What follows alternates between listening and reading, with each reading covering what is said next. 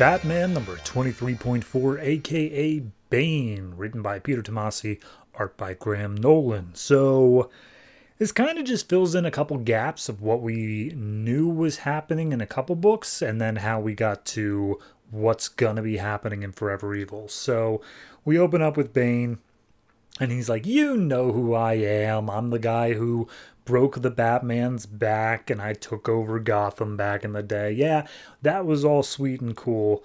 But now I've got this new plan going on. And we see him fighting against a bunch of people who are just in a gym as far as I could tell. But he's like, I gave you a small dose of venom, or maybe you stole it from me. It's hard to tell by context. Regardless, fight me. Show me that you're worth it. And he just immediately starts killing all of these people, all of these guys who are ostensibly like out to stop Bane or out to like overthrow him or something.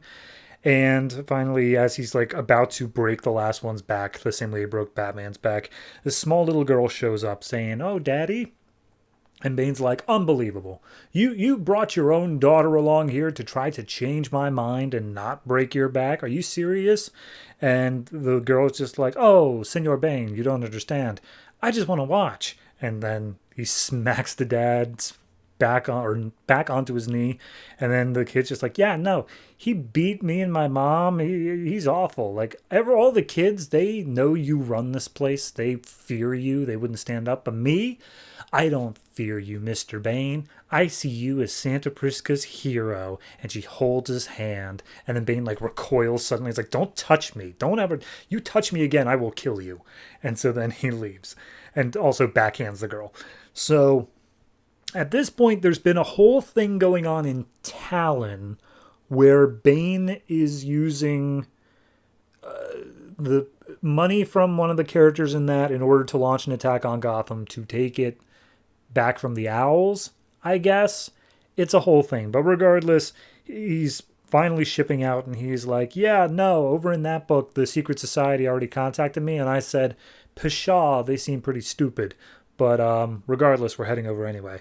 So they start making their way over. We get the backstory of Bane, that his father was a revolutionary. He took over the country. He was locked in a prison for his crimes, but then Bane took his place, and he became the man we all know there. And then he got his hands on Venom and became even stronger. And then one day he was like, Gotham seems pretty messed up. I want to take over that place. And so he went and did that. And then as he's recounting this or thinking about it, he looks up and sees the moon being, or the sun being eclipsed by the moon, as happened in Forever Evil. He was like, wow, okay, that's how far the Secret Society can reach. It's actually a little intimidating. So at that point, we see the person recounting the story is just this random guy they're beating the crap out of, and we see Bane as basically being regarded as a god to them as he murders them all. So then we go to Blackgate, and we're introduced to Agatha something. What was her name? Zorbatos. Agatha Zorbatos, who is the interim warden here at Blackgate, whatever happened to the last one. And she's just like, well, boy golly, I hope that nothing happens while I'm interim of the Blackgate. And then all of a sudden everything shuts down, and the thing says this world is ours, and it's like, oh no, Forever Evil's happening.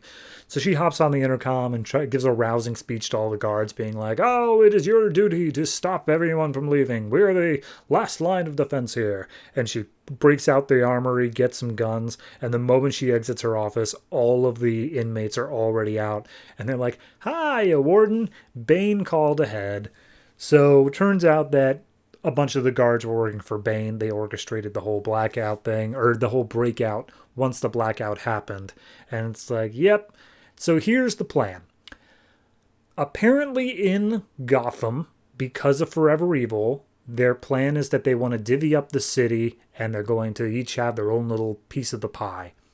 I think, being Bane, that that's stupid. And so I'm going to roll in. I'm going to kill Scarecrow because he seems like kind of a prick that they all already hate. And then I'm going to take over the city as a whole. So that's just going to be my thing, where I'm going to use the Blackgate people to fight the Arkham people. So we see him basically he has this tiny little rose thing where, frankly, I think it may have come from the girl before, but I don't know where it came from. And then he gives a rousing speech to his crew, and he's like, hey, you are my chosen apostles. You are not Bane. You are nowhere near Bane. But you are going to start your own legends today. Once we arrive in Gotham, you will go in there and you will take over the city, and if you die, you will be sanctified through holy might. He's basically literally saying Jesus, to the point where he says, this is my venom given to you. Use this in remembrance of me. So at that point, he says, yep, so Batman's gone. We're going to take over the city from the loony bin. All of you, Gotham City, it belongs to me. As we see him approaching Gotham, and it says, to be continued in Forever Evil Arkham War. So that's one of the many spin-offs Forever Evil is getting. And it just deals with, I guess, Blackgate versus Arkham in the soul for the city. I think it's okay. I don't particularly like it, but then again, I think it's just because I've been reading Talon, and I have read, I think before that was Batman the Dark Knight, and we keep on bringing Bane back up over and over again, and he keeps on saying like, oh, this time it's going to be me. I'm going to be the one who succeeds. But I'm like, every single time he's just kind of there and then disappears. Like, he doesn't ever even enact a grand plan. It's just they stop it before it gets to the grand plan part. Now that we have him actually approaching the city with guns and stuff like that, who knows? Maybe we might get something a bit more interesting. But as for this particular issue, I knew Bane's backstory. Maybe that's just, Dark Knight Rises had not been released yet as of this movie, or as of this comic, I don't think. I might be wrong on the timescale on that. But yeah, it just doesn't do a lot for me. It's not poorly written. It's not poorly drawn. It just doesn't do a lot for me in terms of making Bane anything else than what he was. Like I said at the beginning, I think it's mainly just to fill in the gaps of how did Bane go from Santa Prisca with the Court of Owls stuff to Gotham with the Arkham War stuff. And this basically just seems like the bridge there. So overall, this is probably like a 6.5. Not great, not awful. It's just a middling experience overall.